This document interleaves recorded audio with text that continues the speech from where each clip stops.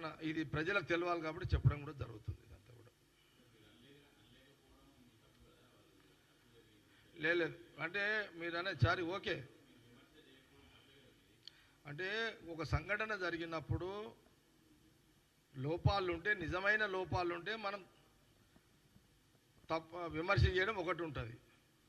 కానీ కొన్ని అనుకోకుండా జరిగిన దానిని మీద విమర్శలు జిమ్మెదారుగా మేము ఇప్పుడు కాంగ్రెస్ గవర్నమెంట్, కాంగ్రెస్ పార్టీ, కాంగ్రెస్ ముఖ్యమంత్రి రేవంత్ రెడ్డి గారు జిమ్మెదారిగా బాధ్యతగా అది అనుకోకుండా జరిగిన సంఘటనలు కాబట్టి మాకు ఆ బాధ్యత గుర్తింపుగా బాధ్యత పరంగా ఉన్నాం మేము. కానీ కిషన్ రెడ్డి గారు తపన ఆ జరిగిన ఆ యొక్క 17 మంది మరణాన్ని రాజకీయంగా మలుపుకునే ఒక జ్ఞానం అటు మలపడం, ఆయన ఆలోచన చేయడమే తప్పు.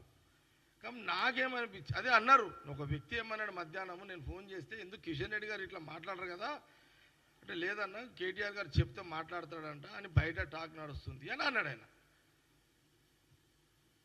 అదేంటే ఆయన కిషన్ రెడ్డి గారు సెంట్రల్ మినిస్టరు, ఆయనకు వాళ్ళ బీజేపీ ప్రధానమంత్రి మోడీ బాస్ కానీ కేటీఆర్ బాస్ కాదు కదా అని నేను అన్నా అతనికి. ఏమన్నా ఏందో పాపం వాళ్ళైతే చనిపోయి ఇదంతా జరిగింది. అది సరే, మనమేమో జిమ్మెదారీ గవర్నమెంట్గా మన పని మనం చేసినాము. అది అక్కడున్న యావత సమాజం అందరూ కూడా చూసిరు.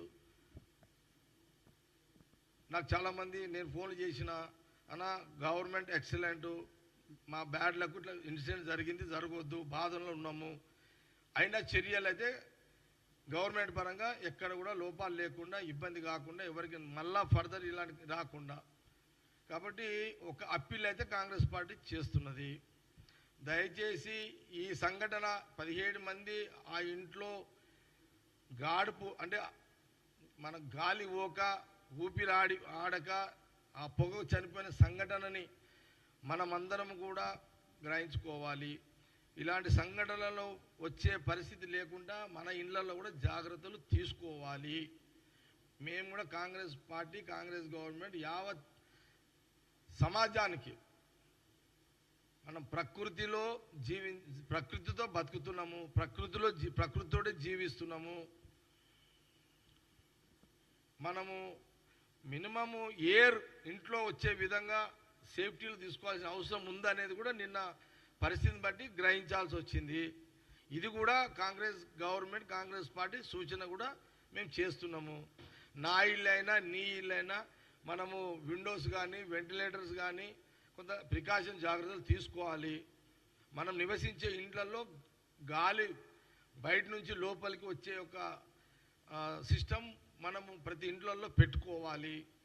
మనం టోటల్గా రూమ్స్ అన్ని బ్లాక్ చేసి మనకి ఏసీ ఒకటే సేఫ్టీ అనుకుంటే కూడా ఇలాంటి ప్రమాదాలు వచ్చే అవకాశం కూడా ఉన్నది. అది మనం ఎగ్జాంపుల్ వాళ్ళు కూడా ఊహించని సంఘటన ఒకటి జరిగింది.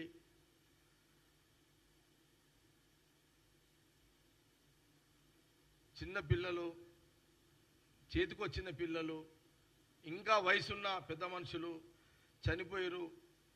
ఇది ఎవరు సరిదిద్దలేని వ్యవహారము. చింతించడం, బాధపడడం తర్వాత ఎవరేం చేయలేము. ఇది మన చేతిలో ఉన్నది కాదు. చనిపోయిన తర్వాత ఎవరిని మనం బతికించలేము. ఫర్దర్ ఇటువంటివి కాకుండా చూసుకోవాల్సిన సూచనలు చేసే ప్రక్రియలో భాగమే ఈ చివరి ప్రెస్ మీట్ ముగింపు సమయంలో కొంత చెప్పడం జరుగుతుంది. రేపు నేను కూడా నేర్చుకోవాలి అంతే. కాబట్టి మరి ఒకసారి అందుకే ముఖ్యమంత్రి గారు సరే ఈ 5 లక్షలతో ఏదో వాళ్ళకి అవుతుందని కాదు, అయితే